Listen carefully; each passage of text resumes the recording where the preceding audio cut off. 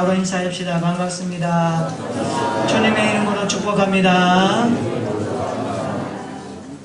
설 명절 잘 보내고 계십니까? 행복한 설 명절 되시기를 바랍니다. 설 명절 되면 자녀들이 부모에게 절하면 세뱃돈을 주고 또 받기도 합니다. 모이면 이런저런 이야기들을 많이 하죠. 요즘은 좀 신풍속이 좀 있는 것 같아요. 요즘은 설날 모이면 세뱃돈 외에 줘야 될 돈이 또 있습니다. 식당에 가면 메뉴판에 음식이 있고 얼마짜리라고 있듯이 설날에요, 우리 자녀들한테 잔소리하면 돈을 달래요. 일명 설날 잔소리 메뉴판입니다. 그 메뉴판은 이렇게 작성되어 있습니다. 중고등학생들에게 야, 너 모의고사 성적 어때? 그러면 5만원 달래요. 대학생 자녀에게 야, 내 남자친구 있니? 그러면 15만원이 지급되어야 한답니다. 놀고 있는 자녀에게 너 언제까지 놀 거니? 그러면 20만원이 지급되어야 한답니다. 너 그렇게 놀려면 빨리 결혼이나 해라. 그러면 25만원. 직장인 아들에게 너 회사 연봉 얼마야? 그러면 30만원을 선불해 줘야 된답니다. 결혼을 했어요? 아직까지 애기 소식이 없어요. 부모가 걱정이 되어서 묻습니다. 너 결혼한 지 언젠데 애기는 언제 가질 거야? 그러면 30만원. 돈으로 환산하는 시대의 풍속이지만 가슴이 씁쓸합니다. 묻자고 한 말이지만 어쨌든 오늘 우리 시대에 참 다음 세대 아이들이 많지 않은 것이 큰 어려움입니다. 설날이 되면 많은 사람들이 가족과 친지를 따라서 고향으로 갑니다. 그런데 하나님이 만드신 질서와 원리를 보면 연어라고 하는 이 물고기는요, 강에서 태어났는데 바다에 가서 수년 동안 살다가 죽을 때가 되면 다시 자기가 태어난 곳으로 돌아오는 물고기입니다. 연어는 강을 떠나서 바다에 살다가 자신이 태어난 곳으로 다시 돌아옵니다. 온갖 사선을 넘어서 그곳으로 돌아옵니다. 수풀을 헤치고 물살을 가르며 암석을 비켜서 자기가 태어났던 고향으로 돌아옵니다. 놀라운 사실은 이 연어가 바다에서 자신의 고향길을 찾는 동안은 식음을 전폐한다고 합니다. 먹지도 않고 고향을 찾아서 올라오고 올라가는 겁니다. 연어가 마지막 고향길 문턱에 이를 때쯤이면 자기 몸의 4배 정도가 되는 그것을 오를 수 있는 힘이 생긴다고 합니다. 그래서 학자들은 이 연어를 가리켜서 모천회기성 동물이다, 그렇게 말합니다. 모천회기성. 여러분, 타향살이 인생은 항상 고향이 생각나고 고향에서 자랐던 중마고우가 생각납니다. 그때 그 친구들 지금 어디서 무엇을 할까? 참 보고 싶다. 전화도 잃어버리고 찾을 길이 없는데 우리의 마음에는 고향 친구가 아직도 기억되고 있습니다. 그러기에 고향을 찾는 길은 어렵고 힘들어도 그냥 가는 것입니다. 뿐만 아니라 우리 인생은요, 영혼을 창조하신 우리의 영적 모천회기성이 있습니다. 성경을 보면요, 믿음의 사람들에게는 영적인 본향이 있었습니다. 그리스도인들은 언제나 이 모천회기성을 가지고 살아가는 사람들입니다. 그래서 오늘 본문에 보면 영적인 고향을 가리켜서 본향이라고 그렇게 표현하기도 합니다. 14절에 한번 보십시오. 믿음의 사람들을 가리켜서 본향을 찾는 자들이라고 그렇게 말씀합니다. 15절에는 그들이 나온 바 본향을 생각하였더라라고 말씀합니다. 여러분, 고향을 잊을 사람이 누가 있겠습니까? 고향의 그 어린 시절의 추억을 아마 평생 동안 잊지 못할 추억이요, 마음의 이야기입니다. 16절을 보십시오. 영적인 고향을 더 나은 본향이라고 말씀합니다. 우리의 믿음의 선배들은 더 나은 본향을 사모하면서 살았다라고 히브리서 기자가 기록합니다. 믿음의 사람들은 누구입니까? 바로 자기 정체의식을 가지고 예수 그리스도의 핏값으로 구원함 받고 용서함 받아서 하나님의 자녀된 사람들이 믿음의 사람들임에 틀림이 없습니다. 그런데 이 믿음의 사람들은 이 땅 위에서 본국인이 아닌 외국인으로 살았습니다. 번향인이 아닌 나그네로 살았습니다. 정착민이 아니라 순례자로 살았습니다. 그러다가 이제 그들은 하나님의 나라 본향을 향하여 들어갔습니다. 그것을 히브리서 11장에서 강력하게 기록하고 있습니다. 13절 한번 보십시오. 또 땅에서는 외국인과 나그네임을 증언하였다라고 말씀합니다. 여기서 외국인은 현재 거주하고 있는 나라에 국적 없이 임시로 머무는 자를 말하죠. 나그네는 일정한 곳에 정착하지 않고 일시적으로 머물다가 그리고 떠돌아다니는 자를 말합니다. 우리 인생이 그렇다는 것입니다. 그래서 성경은 구약에서 믿음의 사람들이나 신약의 그리스도인들을 모두 이 땅 위에서 잠시 머무는 외국인과 나그네와 그리고 순례자로 표현하고 있습니다. 베드로전서 2장 11절에 보니까 베드로 사도는 말합니다. 나그네 같은 너희라고 표현합니다. 우리 인생을 나그네 같다라고 말씀합니다. 시편 39편 12절에 보면 다윗은 고백합니다. 나는 주와 함께 있는 나그네다라고 고백합니다. 그러므로 믿음의 사람들은 이 땅에 잠시 머물다가 본향으로 돌아가는 나그네 인생임을 자각하고 살아야 하는 것입니다. 우리 모두는 나그네 순례자로 살다가 더 나은 본향으로 가야 할 믿음의 사람들임을 고백하시기를 바랍니다. 더 나은 본향을 10절에 보십시오. 하나님의 성이라고 말합니다. 하나님의 도성이라고 말씀하고 16절에서는 하늘에 있는 것이라고 말씀하고 있습니다. 이것은 성도들이 영원히 구하게 될 하늘나라 도성인 천국을 말씀하고 있습니다.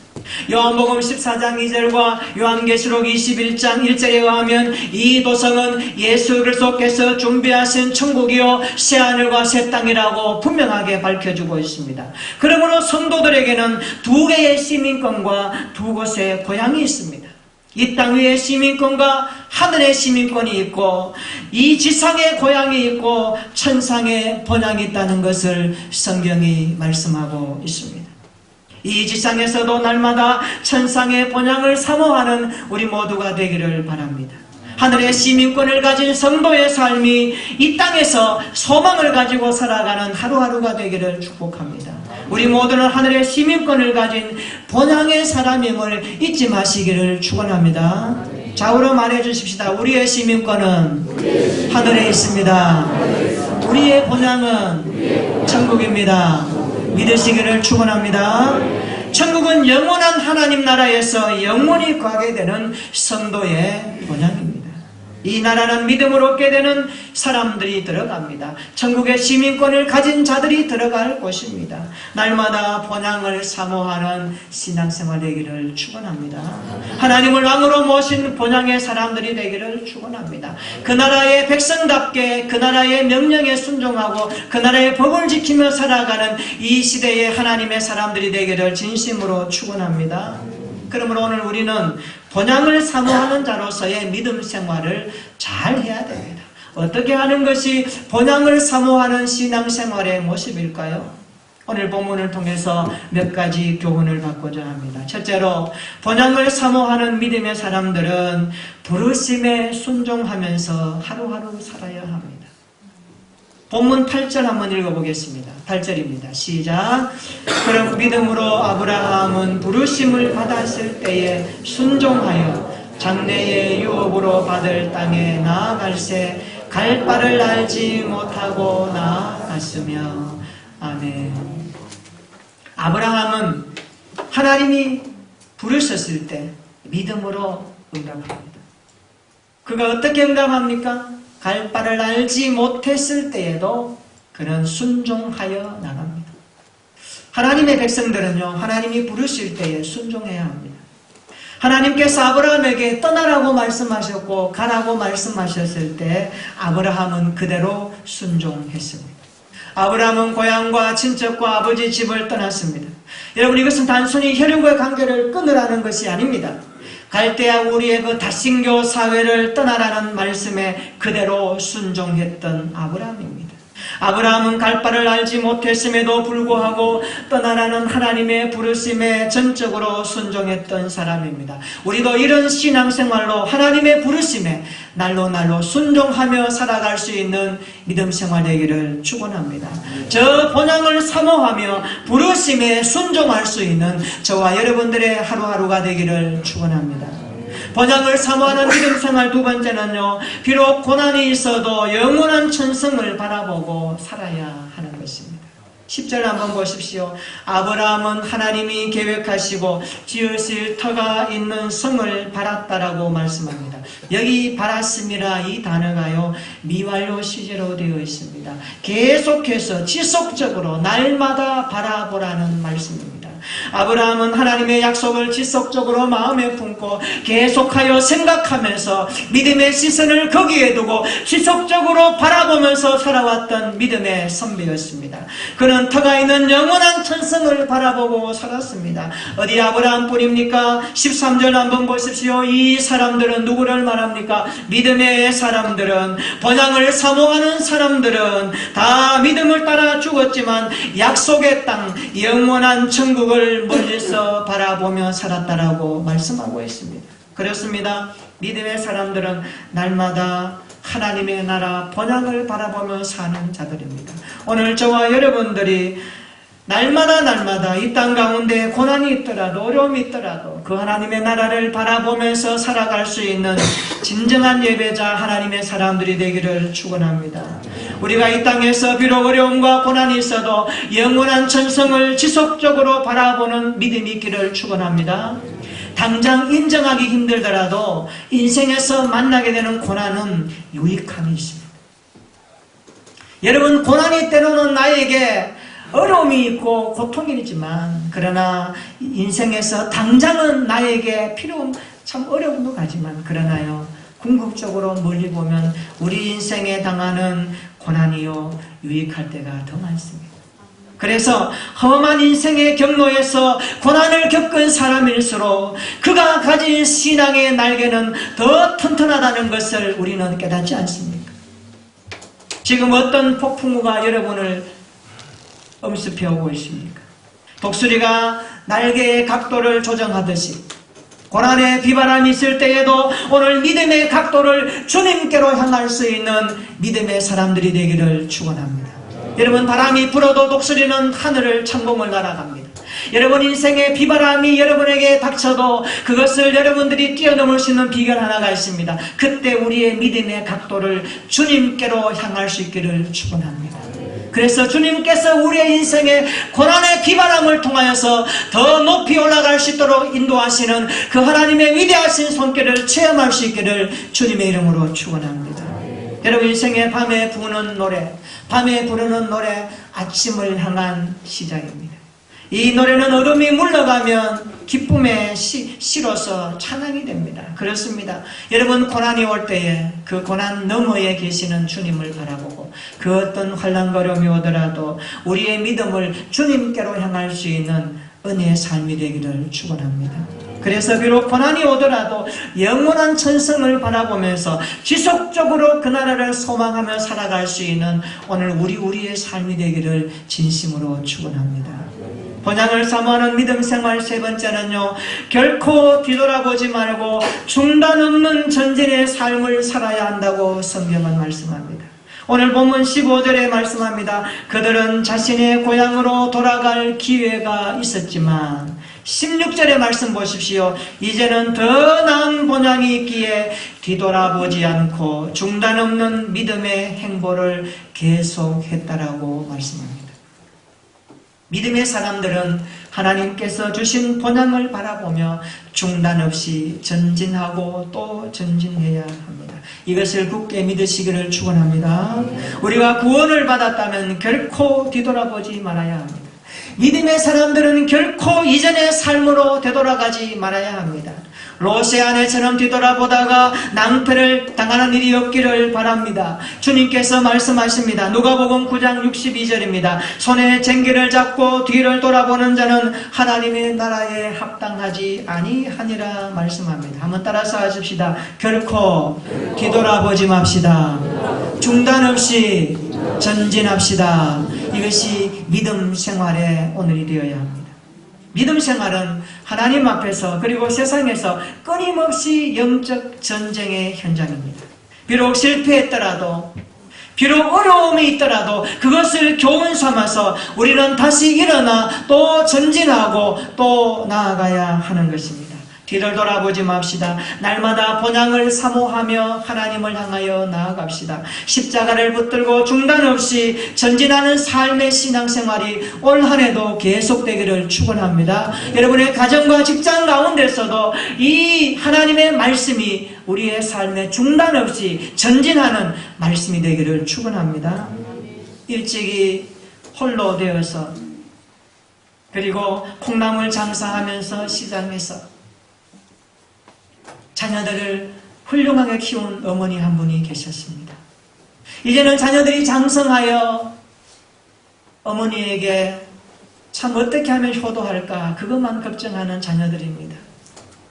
그래서 어느 날 이 어머니에게 말합니다. 아직도 오두막 같은 집에 혼자 살고 있는 어머니에게 자녀들이 와서 말합니다. 어머니, 이제는 저희 집에 가서 같이 삽시다. 저희 집이 살기 괜찮아요. 어머니 필요한 거 다 하시고 좀 여행도 다니시고 이렇게 하십시오. 그렇게 어머니에게 자녀들이 늘 말합니다. 그때 어머니가 자녀들이 이렇게 말합니다. 너희들이 그렇게 애원을 하니까 내가 원하는 집을 하나 지어다오 말합니다. 그 집이 무엇입니까? 그래, 이렇게 집을 지어다오. 집 바닥은 온통 유리로 만들어라. 그리고 12개의 기둥을 밑바닥에 세우고 그리고 그 바닥에는 보석을 깔아라. 그리고 그 보석은 각기 12개로 해서 기둥을 만들어서 내 집을 한번 지어다오. 그렇게 말합니다. 그러자 자녀들이 깜짝 놀라서 말합니다. 아니 어머니, 이런 집이 세상에 어디에 있습니까? 이 땅에 이런 집을 만들 수가 없습니다. 어머니가 자녀들에게 이렇게 말합니다. 얘들아, 그런 집은 이 땅에 없단다. 그런데 저 하늘나라에는 그런 집이 있단다. 나는 예수님의 이름으로 그 하늘나라에 내 집을 분양받아 놓았단다. 나는 그곳을 소망하며 이렇게 살 거야. 내 걱정은 하지 마라. 그렇게 어머니의 사랑을 담아 말하고 있습니다. 사랑하는 성도 여러분, 오늘 우리는 무엇을 바라보고 살아갑니까? 어디를 향하여 살아가고 있습니까? 우리의 본향 천국을 사모하며 살고 있습니까? 이 땅에 피곤하고 지쳐서 세상의 연락에 빠져서 주님이 기뻐하는 것을 놓쳐버리고 살아가지는 않습니까? 하루하루 하나님의 부르심에 어떻게 순종하며 살아가고 있습니까? 고난과 역경이 오더라도 영원한 천성을 바라보면서 전진해가고 있습니까? 날로 날로 뒤로 보지 않고 하나님을 바라보면서 십자가 은혜를 사모하면서 살아가고 있습니까? 오늘 이 말씀으로 우리의 신앙생활에 도전이 되었으면 좋겠습니다. 우리를 불러주신 그 하나님 앞에 날마다 순종하며 살아봅시다. 비록 고난이 오더라도 저 천성 하나님의 나라를 소망하면서 걸어가십시다. 중단 없이 전진합시다. 또 나아가십시다. 주님의 힘과 능력을 의지하고 십자가 은혜를 구하면서 날마다 이번 한 주간도 하나님의 나라를 소망하면서 이번 한 주간 펼쳐지게 될 하나님의 손길과 인도하심을 바라보면서 천국을 소망하면서 오늘 이 말씀으로 살아가는 한 주간 되시기를 예수님의 이름으로 축원합니다. 아멘. 우리 한번 기도하십시다.